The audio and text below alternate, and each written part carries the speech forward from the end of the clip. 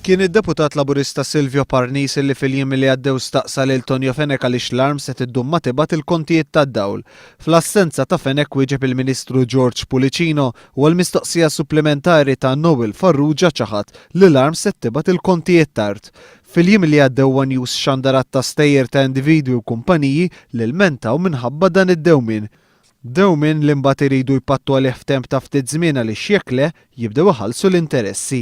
L-istorja li għandu f'idejh News illum titratta kumpanija tat-teknoloġija u għax-xogħol tagħha għalhekk tiddependi mill-elettriku.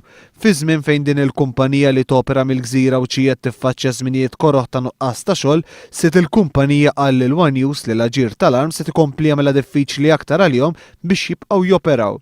Dan is-sitta din il-kumpanija qal lil News li kien ilu kważi sena ma jirċievi kont tad-dawl u f'daqqa waħda irċieva 4 kontijiet f'envelop wieħed u li b'kollox jammontaw għal kważi 15,000 euro. L-4 kontijiet tad-dawl li jkopru l-perjodu ta' bejn Jannar u l-aħħar ta' Ottubru u huwa nagħta ftit aktar minn ġimgħatej ċans biex iħallas.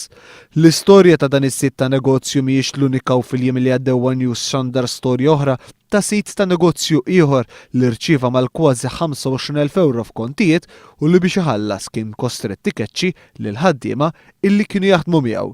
L-aġir tal-arms flimkien mal-fatti li skont ir-rapport tal-Energy Markets fl-Unjoni Ewropea matul is-sena 2011 il-prezz tal-elettriku f'pajjiżna huwa fost l-ogħla fl-Unjoni Ewropea jkompli jagħmel aktar diffiċli għal kumpaniji ta' dan it-tip illi operaw f'pajjiżna f'dawn iż-żminijiet.